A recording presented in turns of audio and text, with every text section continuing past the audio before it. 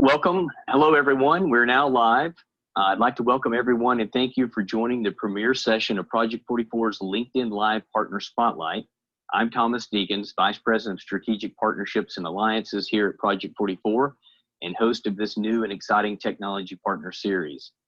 This event is part of Project 44's Out of Office Hours Thought Leadership Program, which we started back in May of 2020 to keep the industry informed and connected during these uncertain times. And boy, have they been uncertain. In this LinkedIn Live series, a Project 44 partner will join each session to share their thought leadership and discuss how organizations are using technology to strengthen their supply chains. So follow Project 44 on LinkedIn so you can receive updates on future sessions that are coming up in this series. Live sessions will take place every Wednesday, obviously starting today, all the way through the end of September. And joining me today is Till Dengel. Till is the Global Head of Digital Logistics Solutions at SAP. And we're very excited to have Till here to share his insights on supply chain resiliency and how technology is helping organizations create more resilient supply chains. So Till, welcome. Thanks for joining us. Thank you, Thomas. Very happy to be here. Yeah, this is great. And just for our audience, real quick, so you understand what's going on. This session is going to be informal but interactive and very educational. And Till's going to share his insights and what's going on with customers in the supply chain, what types of technology and solutions they're adopting, and what Till is seeing. And again, this is more focused on our partner today, SAP, giving us real life examples of what's going on that have come out or as a cause of what's come out of this pandemic. And then also the cool thing about this is that it's live. So that means that the audience can comment and you can react. So you can give us real-time questions and we'll try to hit those as well. We do have some people that are moderating those questions. So if Till and I can't get to those, they will try to answer those. And then for any question that we're not able to address today, we'll make sure to get that information or that question to Till so Till can answer you offline because we want to make sure that everyone gets an answer. So with that said, we'll kick it off. And the first thing I want to know is, Till, how are you? And because we're in the middle of this pandemic, I haven't seen you in months. And I'd be interested in how the pandemic has affected you personally and with your work life. Yeah, it's quite interesting, Thomas. I just coming into this meeting, I calculate a little bit, and it's been 20 weeks since I haven't been to the office, right? So I've been on a skiing vacation actually in the beginning of March, and then I came back and the office was already closed. So since then, I've been working remotely with the team, with our customers, with our partners like yourself. And that's been 20 weeks already, and it feels like yesterday. So life has changed. But I have to say on the positive side, or on what I didn't expect is it's how surprisingly well it still went, right? So we had the second quarter completely remotely. But the business continuity was fully there. We worked with customers, we worked with partners. We recently concluded our global digital supply chain executive meeting with over 60 or almost 70 customers virtually. We concluded our transportation management customer network meeting with our most loyal customers, all virtually, and all of that worked fine. And of course, I miss my colleagues, right? I miss my colleagues just like going to the office, having a coffee, having lunch. But also there, we are doing, I think SAP is doing a great job. We're doing a lot of virtual coffee sessions. We even had a virtual barbecue with a chef that basically cooked something that we could cook at home. So overall, it played out really well, I have to say. Great. Yeah, I look back on that, and I too, March the 7th. Was the last time that I was on a plane, and I was flying back from Europe, and I got back and I have not left since March the 7th. And we're doing the same thing from a virtual standpoint, a lot of Zoom meetings and Teams, but I do miss a little bit of that face-to-face. But it's gone well, and everybody seemed to adapted very well. Yeah. So one other question I have for you. With the pandemic, it seems like a lot of people are doing different things in regard to hobbies, or they picked up some new hobby, or whatever the case may be. What are you doing during your during your downtime, or trying to do something for fun right now? I need to do sports. If I don't get outdoors once a day, I go crazy with all these Zoom meetings and Teams meetings and all these emails. So I tend to do a lot of sports just to get my head open and free again. And I discovered much more than in the past. I was always very passionate about mountain biking, and I started e-mountain biking actually a few years ago. But since the pandemic, I have to say I've been out there almost every day, and it's just a great thing for those people who are not familiar. It's like a regular mountain bike, but it has like a battery and a little engine to it, and you get 3 times the distance. So even if I just have an hour, for example, in the evening, I can ride 3 times the trails that I usually ride, and that just helps me a lot, to deal with all the stress of work or just being in front of the computer all day and sitting all day. So that's been really changing for me, and also on a very positive side and a good side here. Oh, that's great. And I think we all have to find that out per se to be able to do that on a daily basis. So thanks for sharing that. And the other thing I want to note, Till, you have been at SAP for how long?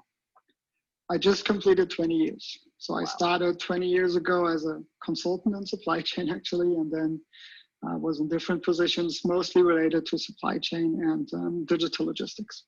20 years now. Great. And so you've seen a lot of innovation, a lot of changes in supply chain, specifically with SAP customers adopting all kinds of different technologies and new technologies along the way. So that's great. The other thing I'll note is Till's role is global.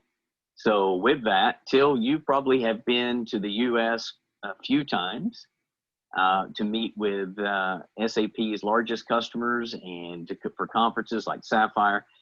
Any idea how many times you've been to the US? Over the years, it must have been probably 70, maybe up to 100 times. So lots of times, yes. Wow. All right. Okay. It's one of the major markets, of course, for us in logistics. So I've been there quite a bit. Okay. Well, it's always a fun fact to say, hey, for those of you that are out there that travel, you realize that that's a lot, and so that's great. I think it's 3 or 4 passports. So, I thought I traveled a lot, so you've got me. All right. Well, so we're going to get into this now, and we're going to talk. We've got a few questions that we want to talk about, in specific, obviously, with the pandemic, and we want to keep that focus. But we want to talk about how customers are adopting new technologies and building resilient supply chains. And I think a lot of customers got impacted obviously by the pandemic and said, hey, these are my gaps or these are my weaknesses. And it's really interesting to see how technology filled that gap or allowed a company to strengthen their supply chain. So please feel free to make comments on the LinkedIn Live session that we've got going. And we would love to get your feedback. So Till, here's the first question for you. You're right into the hot seat. With the pandemic, we saw many companies be exposed with supply chain issues and now looking to use or to build more resilient supply chains. Which strategies have you seen companies adopting? Mm-hmm.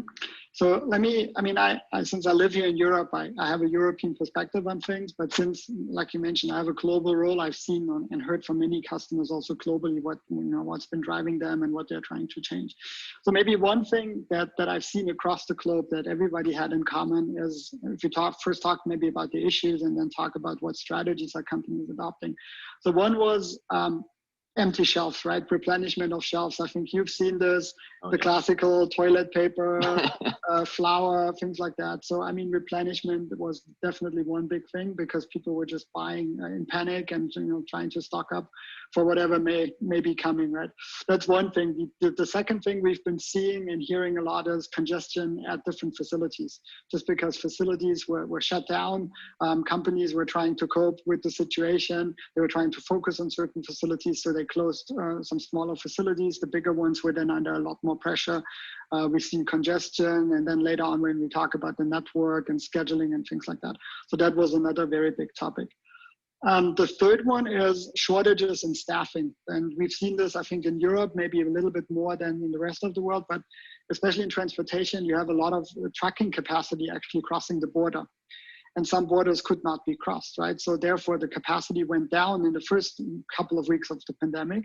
And then when all the plants closed, the capacity went up again, just because, you know, the local truckers were available. So that was one big thing. And then the last topic, which I think was the key topic, is the lack of transparency. So people were constantly asking, where is my stuff? Is something coming in? Is it on the ocean vessel? Is it already inland?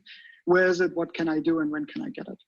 So based on these problems, I think the strategies that I've now been talking with many clients, one is I would consider global versus local or regional consumption or purchasing, right? So most of these supply chains that we've been looking at in the past couple of years were global in nature. They had very few suppliers, and they were end-to-end and optimized for that end-to-end global distribution on one side or purchasing on the other side. And we see that now that customers are looking more into a diversified supplier base on one side, and then also more to consume local or regionally, just to spread out the risk a bit more. And that obviously has a big impact on your supply chain, right? You need to bring up new warehouse locations, for example. You need to find new suppliers. You need to establish fully new trade lanes with these suppliers. So that definitely has an impact overall.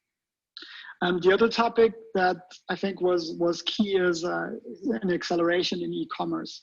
As many customers couldn't sell in shops, or people couldn't go and go to shops, that e-commerce type of operation, or that e-commerce channel changed completely. It was ramping up very quickly. And that obviously has an impact on your supply chain. Again, it has an impact on your warehouse facilities, but it also has an impact on your last mile and how you deliver the last mile.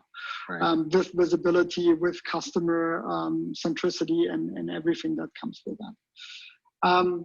Another topic which I didn't really expect, but the questions we got was social distancing. How can I use software, and what can I do around social distancing?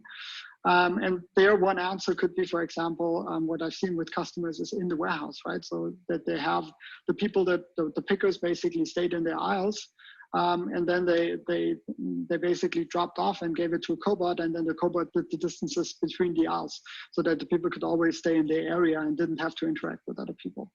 So that was something that I found pretty interesting, not expecting to coming from this. Yeah, and last not least, definitely adoption of visibility tools. And that was one thing, more in the land-based transportation, but definitely also in the ocean side.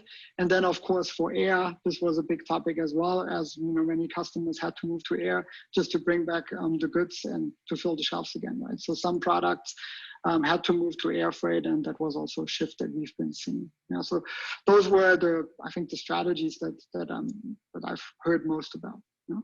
Wow. Okay, so that's great perspective, and thanks for giving that perspective. What you've seen in Europe, because as I sit here and think about it, I wouldn't have thought about as many borders as you would have to go across, right? Because in the U.S. you're literally just going in the U.S. across states, but in Europe you literally could cross 4 countries just like that within a trucking move. And I do remember that some of the borders were shut down, so that's very interesting in how capacity with the carriers went up and down. And then I'm fascinated by the fact that you can have social distancing in a warehouse and have I think you called it a cobot, is that right? Mm-hmm. Yeah, you can have a cobot actually hand that off and do the rest of that process. So that's really cool stuff. And all of this, again, is relevant. It's an impact of what happened during the pandemic.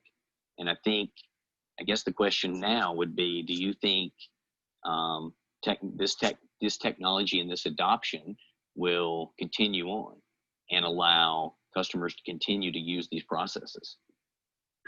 I think many of these processes have not been new, right? They have been there before, but they've just been accelerated through the pandemic, like the e-commerce piece, or like, for example, the warehouse automation piece and things like that. So there has just been an acceleration of these trends going forward. Yeah?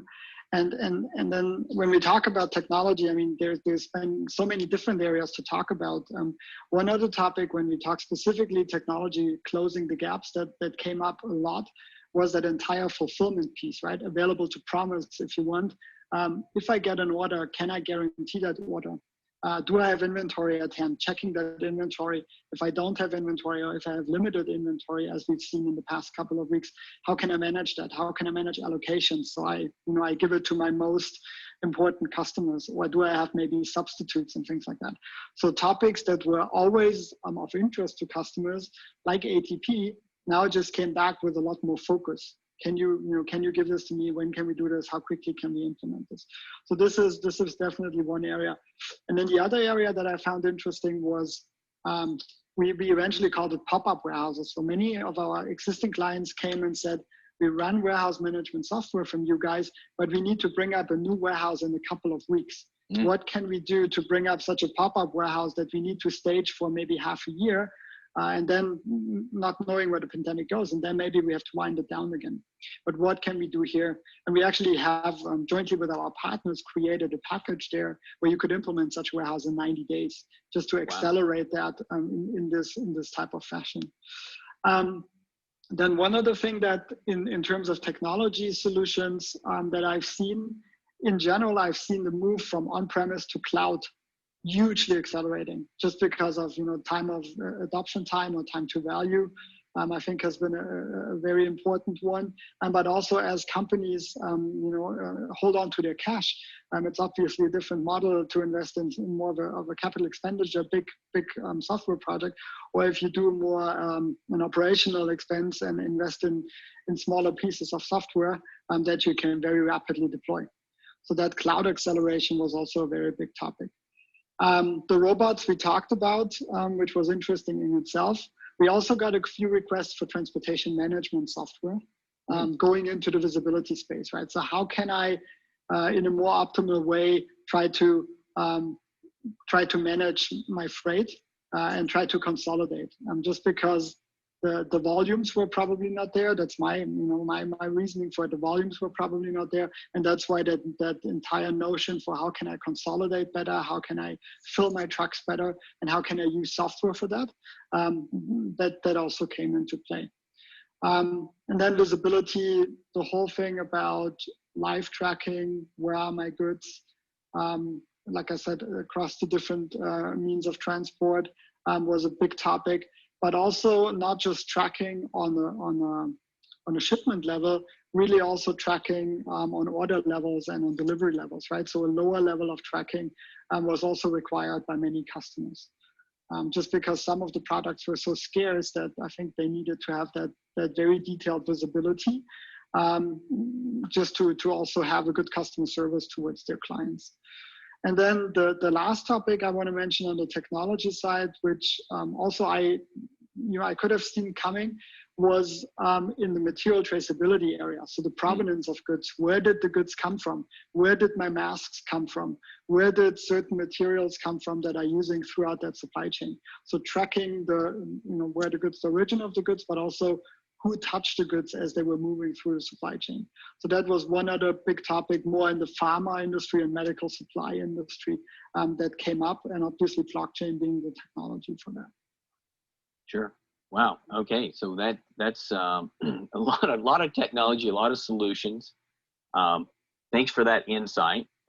I just got educated on a lot of things right there, which is really, really great. And then what do you think from a standpoint of digital transformation and logistics? And how do you think that's going to evolve? And do you see any major impacts that are coming out of this pandemic?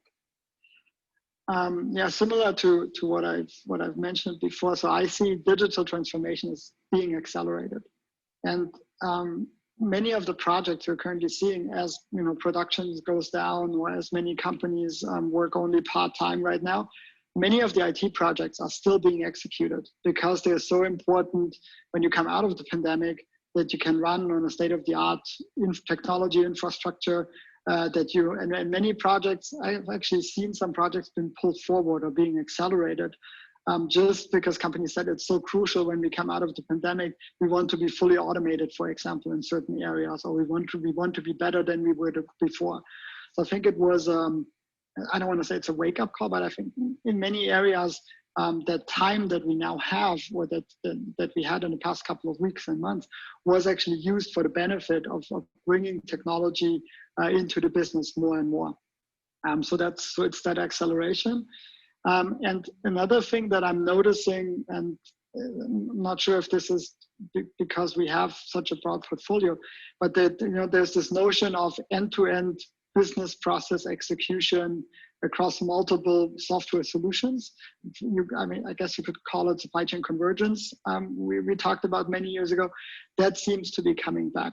So customers are looking at that end-to-end, from taking an order all the way through moving it through, checking the inventory, moving it through the warehouse, managing transportation, doing the freight costing, all the way to eventually doing the tracking, the tracing, and that visibility, and then paying your freight cost and receiving the invoice, to have that end-to-end visibility throughout the process, but to also look into the different stages of the process, about the where, about the goods, and things like that, right? So it's really that end-to-end notion of supply chain seems to be coming back. Not sure if this is completely related to the pandemic, but it's just a trend that I've been observing.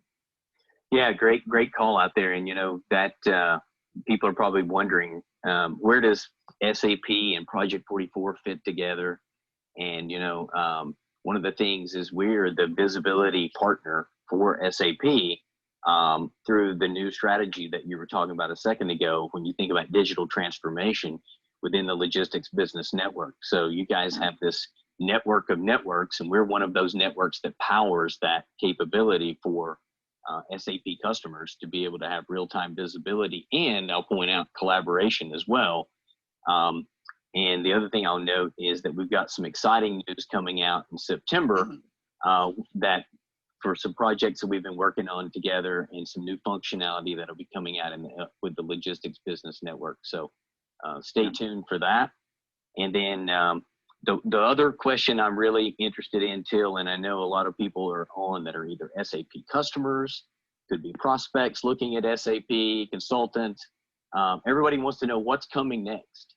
What are you guys investing into digital supply chain solutions? So it'd be great to get your viewpoint there. Mm-hmm. And let's maybe start, Thomas, with what you just alluded to, right? Let's start with the Logistics Business Network, also for the people on the phone that have not been so exposed to the Logistics Business Network. Sure.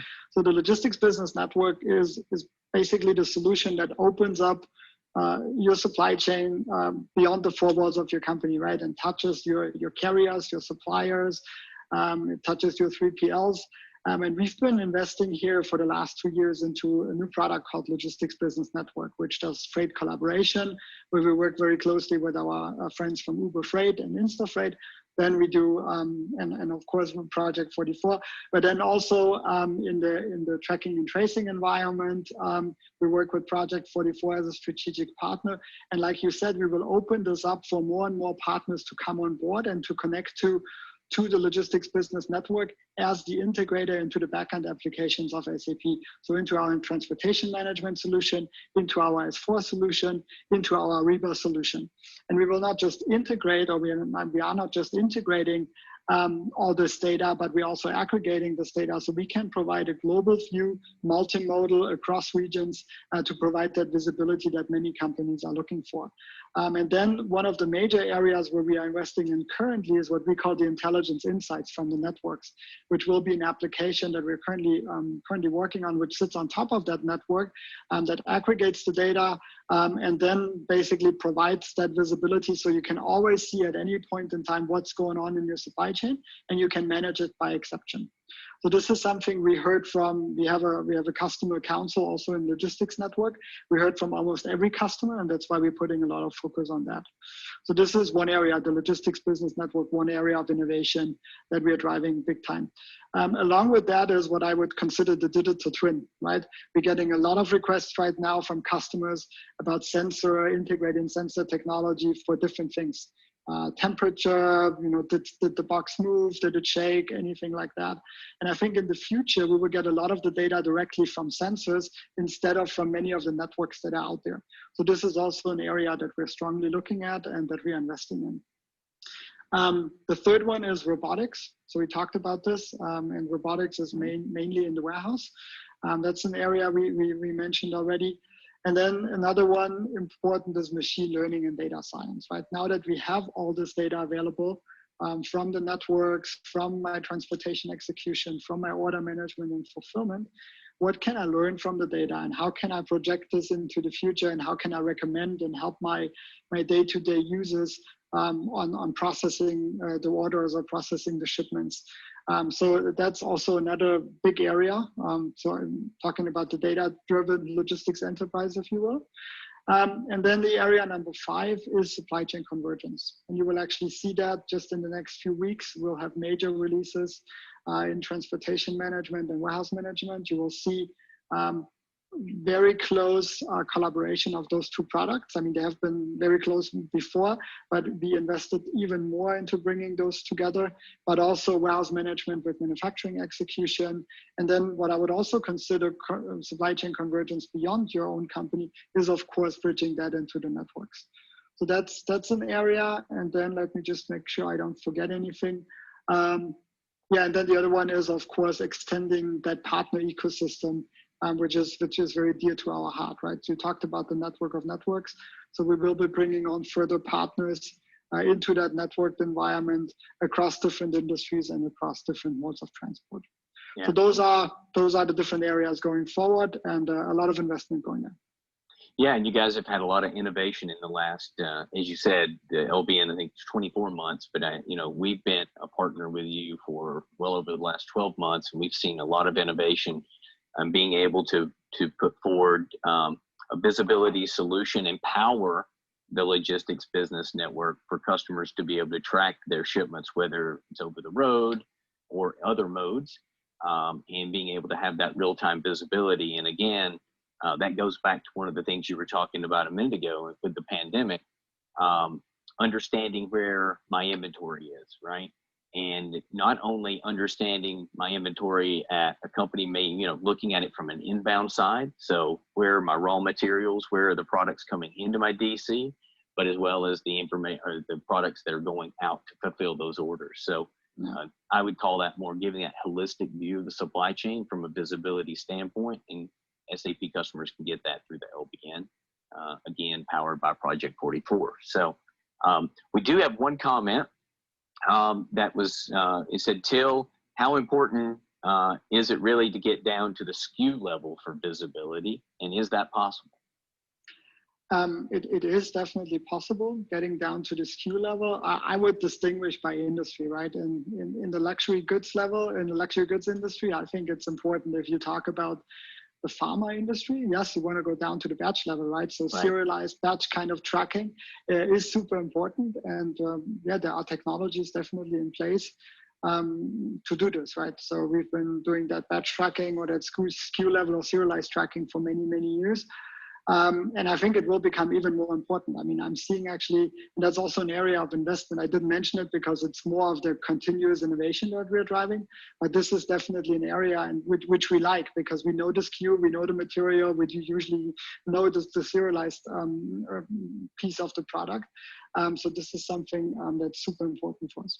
Sure, and that's that material traceability piece, I think, that is part of the LBN as well, Logistics Business Network. And obviously, if you have the visibility component to understand where those pieces of inventory are in the supply chain, plus being able to trace the material, then you can get to those levels that companies need. So great. And it looks like there's a great conversation going on about what people have been doing with their hobbies during the pandemic. Everything from baking bread to baking cookies. A lot of people are saying they had issue. Maybe they've learned to bake bread.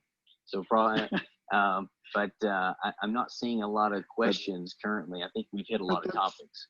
But that's interesting. I think the baking bread is international. We also started baking our own bread, and which we don't stop actually. So yeah, not well, good for the bakery business, but exactly. And one thing that you mentioned that came out of the pandemic actually was for a while it was hard to find flour.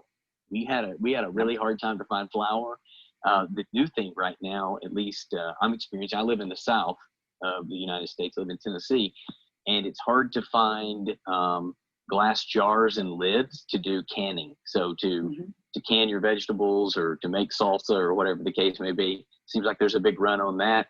Toilet paper's back, but I expect you never know what to expect is going to be out of stock. But I do still run into those issues on a daily basis when I go to the grocery store or something. There, you still have a hard time finding certain things. Yep, I agree. Same thing here. Yeah, and I think it'll be that way for a while. But hey, everyone, hopefully you found this session to be educational. We've talked about a lot of things. It looks like SAP is doing some really cool things in regard to what Till was just saying. A lot of innovation, a lot of investment to help their customers get to that supply chain convergence. I'll use that term that Till threw out there, as well as being able to digitalize your supply chain. And we're thankful that Till came on. Till, I know you're very busy, got a lot going on. Thanks for coming on to share your thoughts, give us examples of what you've seen during the pandemic and how customers are using technology. And we really appreciate your time. And thanks again, and hope you have a great day. Thank you for the invitation. It was good fun, and I hope everyone stays healthy and safe. Yeah, great.